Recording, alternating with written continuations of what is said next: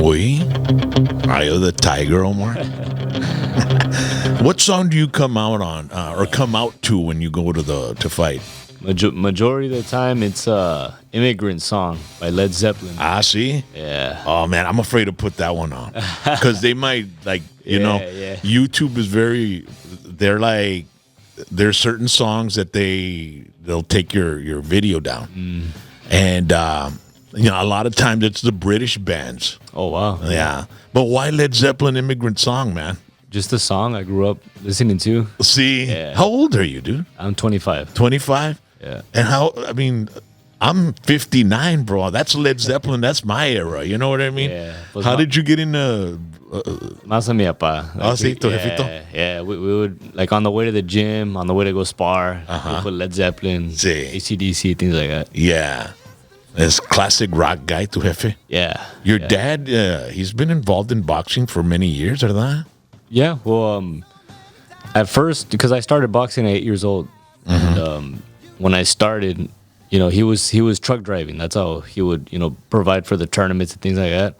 But I was about maybe 12, 13 years old, and it was me and my older brother, Rudy. He was 2 years older than me. Okay. But about around that time, that's when he decided to get out and focus on football, and my dad decided to get off the truck and just be my full-time coach. Yeah.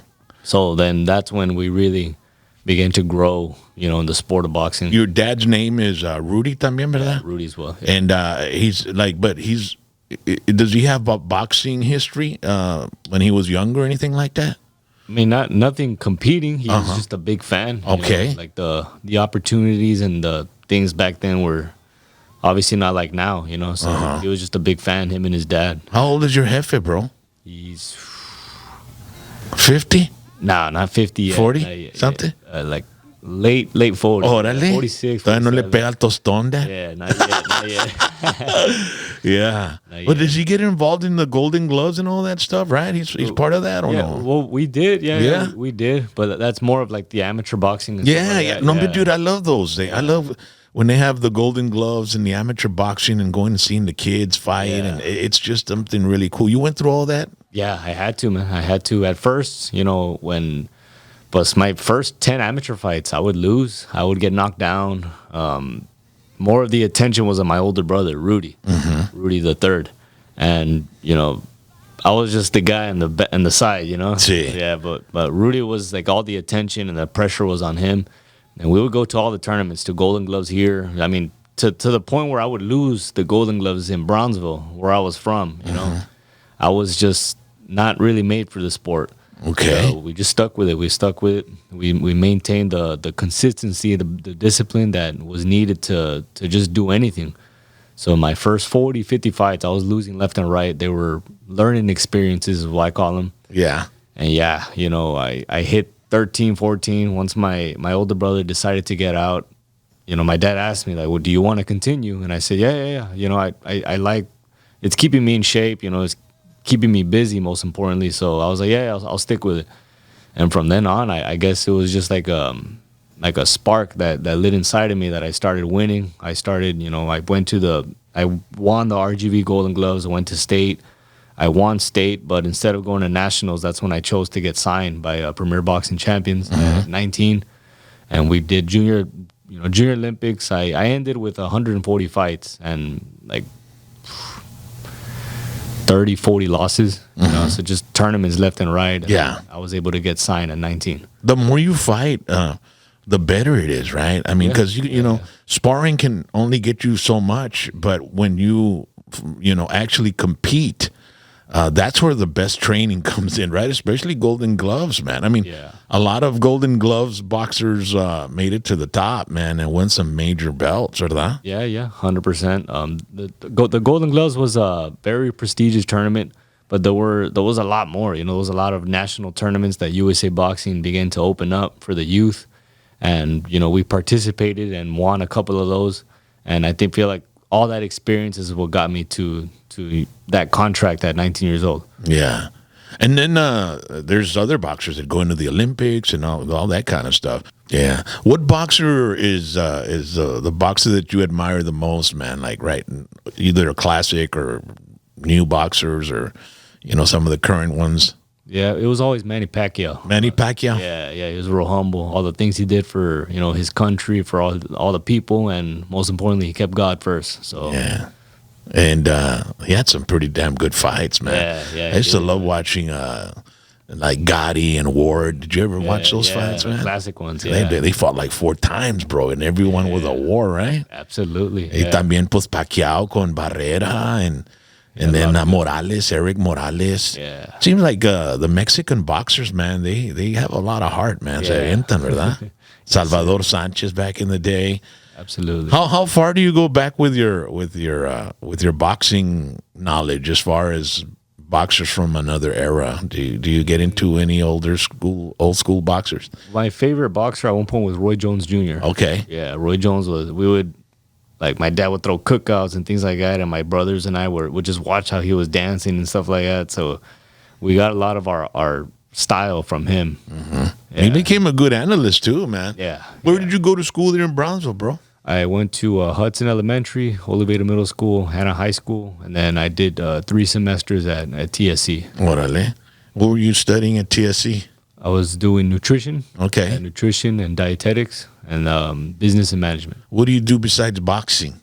Just that's what you do? That's all you do? Yeah, I mean, now I have a daughter. She's been taking a lot of hard time, obviously, but in a very good way. How old is she, man? She's 1 and 4 months. Orale. So you're a fresh dad, man. Yes, sir. Well, congratulations. Yes, sir. Thank you. Yeah, no, that does take a lot from a lot of attention, man. También, ¿verdad? Yeah, but it balanced it out, because before that it was just boxing. Like that's all I was doing. That's all I knew. I mean, I was very smart when it came to education and things like that. But I knew, like, even in high school as a freshman, I was like, man, I got to get out of here as fast as I can. Obviously, with the most credits for college credits. But I wanted to turn pro and, just get my career started. So it's just been boxing since then, but she kind of like balanced everything out. Mm-hmm. So, what's your daily routine, man? Do you get up and run and all that stuff? Or yeah, I got to. Like daily, what did you do on Monday? Like Monday, right before the fight. The fight's this Saturday. Ladies and gentlemen, Saturday at Payne Arena, February 8th. There's going to be quite a few fights, and of course, Omar will be the headlining bout against you're fighting Brown, right? Yes, sir. And where is this guy from, Brown? He's from San Antonio. San Antonio? Yes, sir. Do you know anything about him? Have you? I've been doing studying on his fights. I'm excited, man. I'm excited to display all my hard work, and I'm ready. Well, we're showing the poster right now, and so Monday you get up right away in the morning, because you see Rocky, he gets up and he eats a glass full of raw eggs and so ¿qué te avientas en la mañana, bro? Ahorita, like right now I'm starving, man. I gotta make weight tomorrow. I know, bro. So my Monday this week wasn't like every other Monday, but like for example, Monday in a training camp would be something like that. Like I wake up. My dad is like our camp chef, so he'll have my breakfast ready. We'll wake up at 7:30. We'll have our 2 eggs, our beans, a side of a wheat toast, and then we'll head to the gym at about 10. I don't forget my black coffee either. I need that. Yeah, some caffeine. Yeah, absolutely. So that we do our training. We do our regular boxing training from about 10 to 12. We come back, we rest, we get our lunch in. And then about 4 or 5, we do our strength training. Mm-hmm. And then we come back, dinner, then the next day, the same thing. So ¿Qué tantos sit-ups te avientas por día, Dad? 500 to 800. Yo muy apenas puedo con 5, carnal. 500 sit-ups, man. You got to really tighten that core up, man, when you're boxing. We got to. Man. Yeah. What's the toughest fight you ever had, man? Where, toughest fight? That was my 14th fight. I had it at the Mandalay Bay.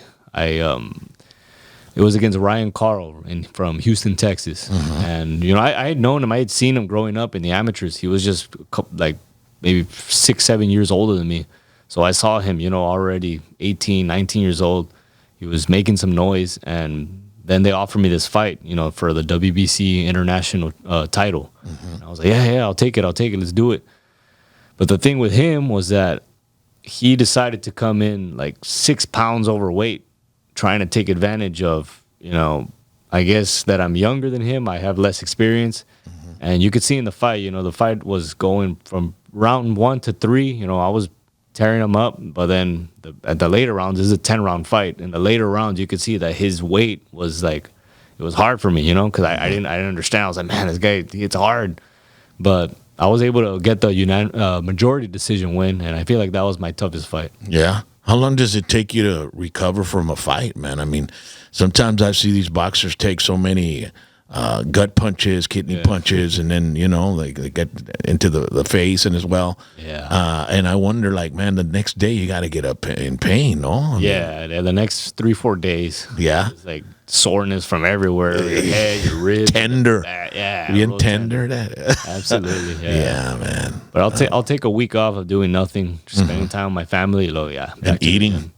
Eating también. Is the hardest part of boxing making weight, For some fighters, but it's a mental thing. You got to be locked in. If you really know what you want, you got to be locked in. You got to know that it takes sacrifice, and there's some things that you're just gonna have to give up.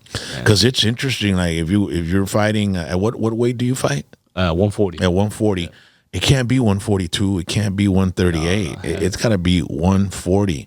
Not even 140 and a half or one. No, it has to be exactly right under, bro. Yeah. I'm like, how the hell does that happen? You have to target it. Yeah. It's like 8 to 9 pounds of water weight. Mm-hmm. That's basically what I'm gonna lose right after this podcast. I'm gonna go back and I got like 3 or 4 pounds to lose. But that's nothing. It's just it. And you can't lose more than you can. You can. It's anything under the weight increment. Oh, okay. It's anything under the weight increment, but usually because if you go under the weight increment, that's a whole other a whole other level, right? I mean, because you're 140 is what super lightweight. Yeah. And then under that is what. Lightweight. Yeah. Which is at 135. 135. Okay, so you've got that 135 to 140 window where you can be. Yeah. But nothing between 140 and 145. Yeah. A lot of people don't understand that. They watch boxing and they just think it's all in the ring and that's it. But everything you do outside, it makes a big difference in your fight as well. Yeah, 100%. And you have to, the nutrition has to be to where it'll sustain your energy through the whole fight, man. You have to pace yourself, right? Yes, sir. 100%. I mean, no nomás puedes entrar ahí, comenzar a aventar chingazos all over the place. Te cansas, bro. I mean, and so did you see the fights last weekend with Brandon Figueroa? Yeah, I did. Yeah. We were out there in Vegas with Brandon for his training camp too. Mm-hmm. We were training at the same gym, but man, it's a blessing and an honor to see him, represent us in the biggest stage. Yeah, I was watching the fight, man. He stayed busy, and he was like dictating the fight sort of. But that other guy is the one that he was going back, and Brandon was going forward, and the other guy, Stephen Fulton, was basically going back through the whole fight. And usually, I always think the guy that's taking the fight to the other guy's got the upper advantage, but it didn't seem to. What was your take on the fight, man? I mean, he fought hard, bro. Brandon fought hard. I just feel like maybe, Fulton studied him from the first fight, and maybe the judges were looking at who was the better boxer, maybe. Mm-hmm. But Brandon was the aggressor. And it's the second time they fight, right? It was a rematch. And Brandon lost both of them, right? Or Yeah. The first one, I feel like Brandon won, though. I know. Sometimes you see fights and you think like, okay, what were the judges seeing? Yeah. The last fight on Saturday night, it was Morel, right? It's Benavides versus. There was like one of the judges' cards was 118 to 109 or something like that, and I was like, what? Yeah. It was a lot closer than that. It wasn't that crazy, right? I mean, some of them were 116, 114, something like that. But, man, which one of those guys, do you think that the winner of the fight between Benavides and Morel can take on Canelo, bro? Canelo? Man, I don't know, bro. I don't know, because that'd be a different weight for Canelo, too. The time Canelo fought out at light heavyweight, which is 175, which is what they were fighting at, he didn't look too good. He didn't look too good against Bivol, that Russian fighter. So maybe Benavides might have a chance, but I feel like Canelo's got to do it now, before he ages out, because he is getting old. So he has to do it now. Well, that guy, man, what he's done with his money is crazy. Like the way he's controlled, and that he had the deal going with Oscar de la Hoya, at Golden Boy, and then they had a falling out, man. Yeah, and they went at it at the press conference for when he fought Munguia. They were like going at it, telling each other stuff that you're a rat and things like that. I saw an interview with Canelo, and he was like talking of the deal with him, and they were. The whole interview was Canelo's ranch over there in Mexico. Boy, man, that guy has made some money, and he's a business guy too. Yeah, absolutely. Horses. I mean, it's incredible to get to that level in this business, ¿verdad? Yeah, 100%. Yeah, that's the goal. Yeah. So your boxing is pretty like because I was talking with Panterita.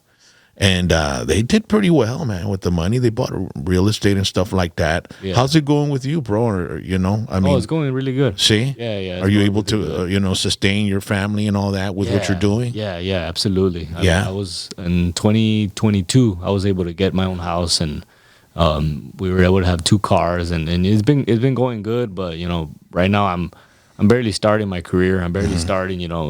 I have 16 fights, but I know that the big fights they're gonna come. I have the perfect management team with me, and they're gonna start throwing in the big names. I hope so, man. Yeah, and we've had some fighters from here from the Rio Grande Valley that and Panterita and Brandon being 2 of the guys that have put the 956 on the map, man, big time. Yeah, it's very interesting because a lot of times I've read stories of boxers that have, excelled and made all kinds of money, and then they end up destitute, man. Salen quebrados y, todo el dinero. I think that even happened to Mike Tyson, right? Yeah. I mean, that guy had like $50 million, and then he ended up living in an apartment with pigeons and shit. You know what I mean? Yeah. So and now he made a resurgence of his popularity with his podcast, and so he was able to market his personality and stuff. But he went through some crazy stuff, and then we had those boxers like Torito Ayala from San Antonio who had the drug deal, and he ended up in prison. I mean, the guy was so good. And then Mi Vida Loca, Johnny Tapia, man, another one. Sweet Pea Whitaker, all these great boxers that excelled and made a lot of money, and it ended up just going downhill for them, man. So it's good that I could tell you have your head on straight, man. Yeah, absolutely. I got to because you can get confused and all the distracted. Yeah. Y cuando entra la feria, vato, man, that changes everybody's lives. Yeah, 100%. Everybody's lives. Yeah, man. So the fights are going to happen this Saturday, ladies and gentlemen. Doors open at 3 p.m. First bout's at 4 p.m. Yes, sir. So it's going to start early. Juarez Rolo's promotion. There's a bunch of fights. 1, 2, 3, 4, 5, 10 fights. So you want to get there early, and you want to get to see all the fights. But if you can't, at least get there to check out the co-main event and the main event. Juarez versus Loera is going to be the 9th bout. And then Juarez versus Brown will be the 10th bout. Are you related to the other Juarez too? Yeah, it's my little brother. Oh, that's your little brother? Yeah. Orale. So how old is he? How old is he? He just turned 20. 20? Yeah, he just turned 20. So, man, all of you are boxers. And your brother that got out when you were 13, what's he doing now? He's playing international football in, I believe he's in Paris now. But he's this is like 5th team, man. He's been playing for Norway, Sweden, different places. I didn't even know they had football over there. I mean, is it soccer or football? No, like regular football? American rule football. Really, dude? Yeah. I know that Canada had a football league and Canadian football. Every country has their own league. So Fíjate, yo no sabía eso, bro. So he's living where? In Paris or where? He's in Paris right now with his team. Yeah. Wow. Puro parlez-vous français. I no está hablando Italian y Paris. For real, yeah. Have you ever gone to go visit him over there or no? Because their seasons last about 8 weeks. So he's in and out real quick. So this is his 5th season. ¿Y nomás se termina el football season allá y se vienen para acá, para la casa o no, se queda allá? From the thing with the seasons over there is it's like different times of the out of the year. So he's busy going from country to country, and he hasn't been home in a minute, man. Wow. It's been a while. So he's out there having fun, doing his thing. Wow. How old is he again? He's 27. 27. Está chavalo todavía. He still got a lot of football left in him. Yeah. What position does he play? He's a running back. Running back. Whoa. Yeah. Man, that's great. Where can we follow? Is he on Instagram? Yeah, he's on Instagram at Rudy Juarez III, or his @ is JRZ Sand, like Super Sand. Orale. I'm going to look for that, ladies and gentlemen, and follow him.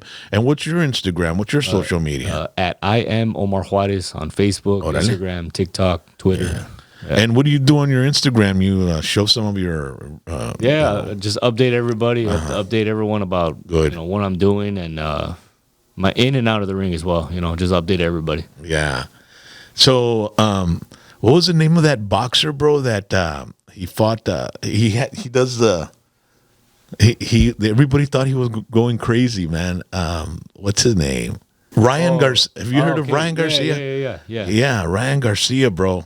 That dude has he got this little idea of how to market the fight. That's a big thing también, verdad? Like marketing the fight, the boxers that are marketing and even and selling it, you know? Yeah. I feel like now it's sort of like wrestling, right? Yeah, absolutely. It's like a new era of boxing, because before it wasn't like that. Before, those fighters didn't have social media to be able to put themselves out there. There's a lot of fighters out there that have actually gotten fame and got in fights because they have, TikTok or Instagram follows.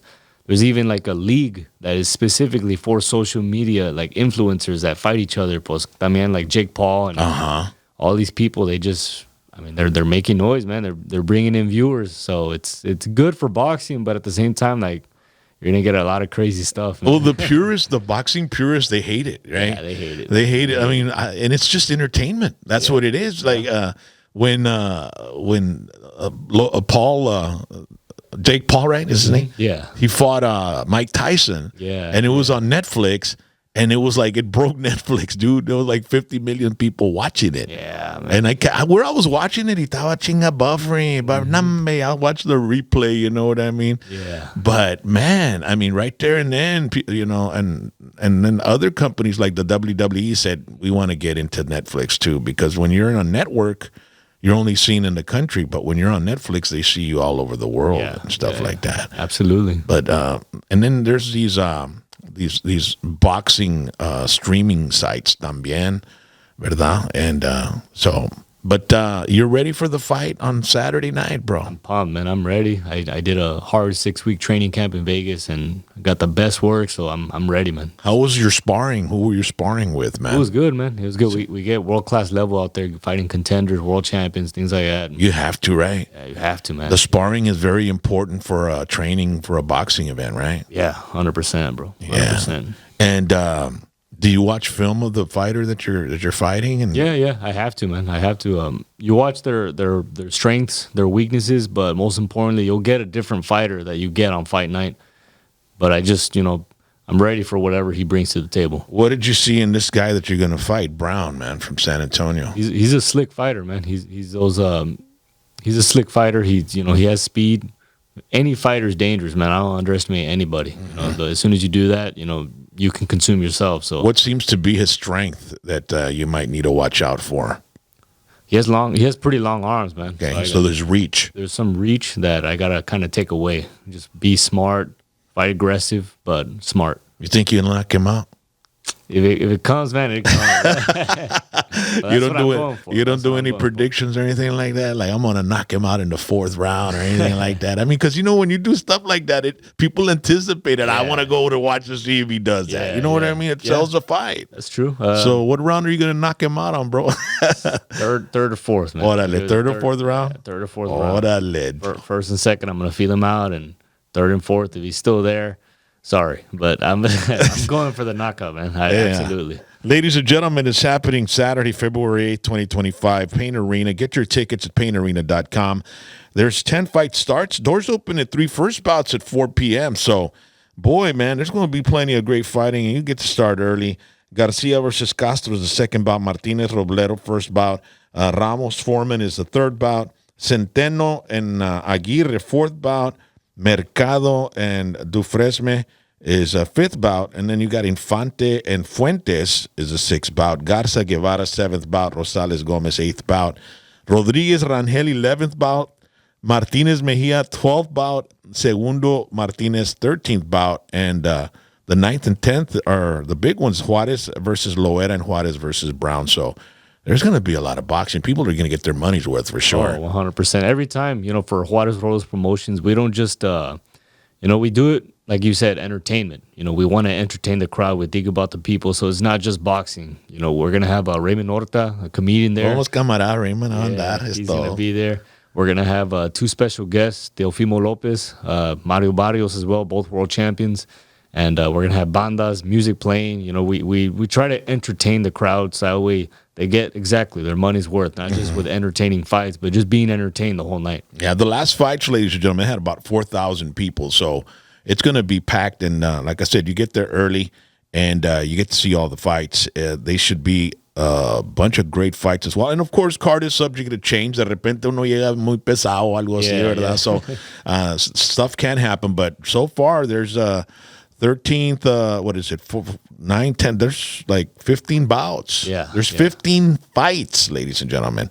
I got a little mixed up because it said 9 and 10 at the top, and then down here there's 11th and 12th. So it's like, so we're going to have the ones on the bottom are the preliminaries, and those are going to be live on valleycentral.com. Okay. And then the ones on the top, which I believe are 4 or 5, those are going to be live on KGBT 4.1. Orale. So it's going to be televised. Televised. Yeah, Yes, so you can televise it. Do they stream it on YouTube as well or anything like that? I believe the Valley Central one. Valley Central? Yeah, we'll look Valley it out. Central, yes, Look it out, ladies and gentlemen. I'll be singing the national anthem, so yeah. I want to sing my heart out, man, for all the troops and everybody that's there and all the fighters, just to get them fired up to really give it 110% in the ring, man. Man, I really appreciate you coming on by, man. I appreciate you, and I wish you the best of luck, and we're going to keep an eye on you, man, to see you rise all the way to the top, to world champion, man, all right? Yes, sir. Absolutely. No, thank you so much for having me, man. Thank you. It's like I said, I love the setup, bro. Yeah, Omar Juarez, ladies and gentlemen, boxing. Make sure to support all your local boxers and be looking out for the next big sensation, Omar, man. He's been doing really well, and he's got a big fight happening Saturday night. We'll see you there.